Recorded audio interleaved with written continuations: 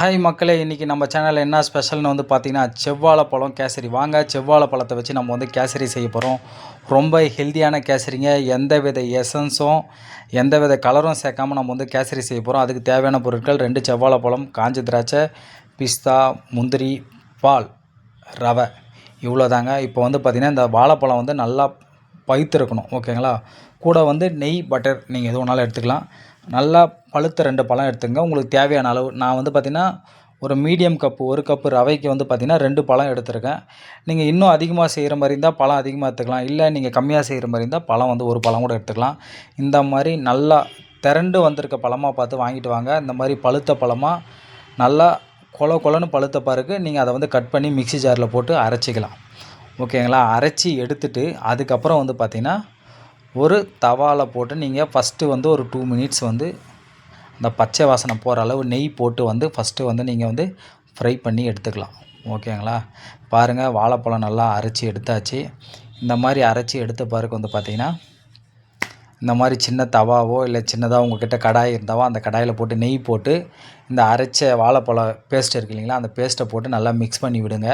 Medium ஃப்ளேமில் வச்சு இல்லை லோ ஃப்ளேமில் வச்சு ஒரு 2 to 3 மினிட்ஸ் நீங்கள் மிக்ஸ் பண்ணி விட்டிங்கன்னா இந்த மாதிரி நெய் வந்து நல்லா திரண்டு வரும். இங்கே பாருங்கள், அடி பிடிக்குது பாருங்கள். இப்போவே இந்த மாதிரி அடி பிடிக்காமல், அப்போ தாங்க நீங்கள் மீடியம் ஃப்ளேமில் வச்சிங்கன்னா தான் அடி பிடிக்காமல் வரும், ஓகேங்களா. இந்த மாதிரி நெய் நல்லா பிரிஞ்சு வரும்.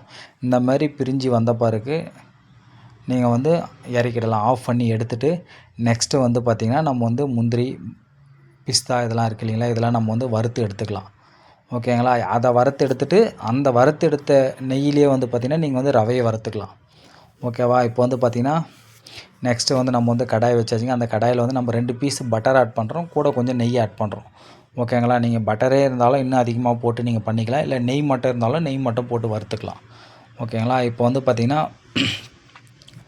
இந்த பட்டரில் வந்து பார்த்திங்கன்னா எல்லாமே மெல்ட் ஆகி வந்த பிறகு, நெய்யும் மெல்ட் ஆகி வந்த பிறகு ஃபஸ்ட்டு வந்து முந்திரி, ஓகேங்களா. முந்திரி நல்லா கொஞ்சம் ப்ரௌனிஷாக மாறின பிறகு நம்ம வந்து பிஸ்தா எடுத்துருக்கோம். பிஸ்தா இருக்கிறவங்க யூஸ் பண்ணிக்கோங்க, இல்லைனா பரவாயில்ல. அப்புறம் பிஸ்தா எடுத்துருக்கோம். பிஸ்தா ஒரு பார்த்திங்கன்னா ஒரு 20 பருப்பு. அதுக்கப்புறம் நெக்ஸ்ட் வந்து பார்த்திங்கன்னா காஞ்ச திராட்சை.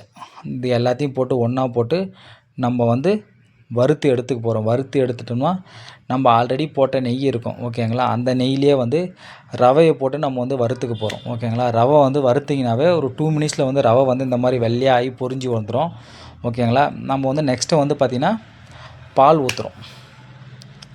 அந்த ரவையை ஆற வைக்கணும் அப்படின்லாம் கிடையாதுங்க, அப்படியே வந்து பால் ஊற்றிக்கலாம். நம்ம வந்து பார்த்திங்கன்னா 2 கப்பு பால் ஊற்றிருப்போம். 1 கப்பு ரவைக்கு 2 கப்பு பால் ஊற்றிருக்கோம், 1 கப்பு தண்ணி ஊற்றிருக்கோம். இப்போ வந்து பார்த்திங்கன்னா 1க்கு 3, ஓகேங்களா.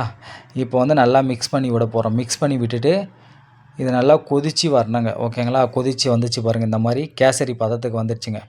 இப்போ என்ன பண்ணணும்னு பார்த்தீங்கன்னா இதில் வந்து நம்ம வந்து இப்போது கொஞ்சம் நெய் ஆட் பண்ணி போகிறோம். இது வந்து நெய் வந்து பார்த்திங்கன்னா நீங்கள் ஒரே டைமாக ஆட் பண்ணக்கூடாது, கொஞ்சம் கொஞ்சமாக ஆட் பண்ணிக்கணும். இப்போ கொஞ்சம் ஆட் பண்ணிவிட்டு கடைசி டைமில் கொஞ்சம் ஆட் பண்ணணும்.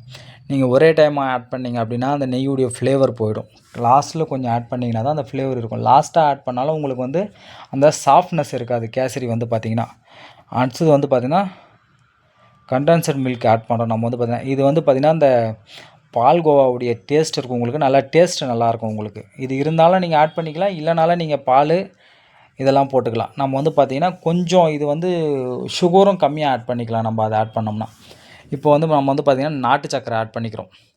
நம்ம வந்து பார்த்திங்கன்னா ஒரு 6-7 ஸ்பூன் வந்து நாட்டு சக்கரை ஆட் பண்ணோம்.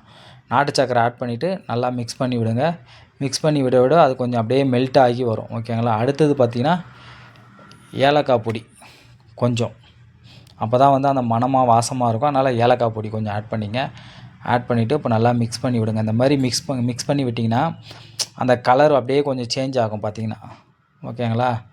சேஞ்ச் ஆகுதுங்களா. இப்போது இதில் வந்து நம்ம வந்து பார்த்திங்கன்னா இந்த ப்ரௌன் கலரில் இருக்கும்.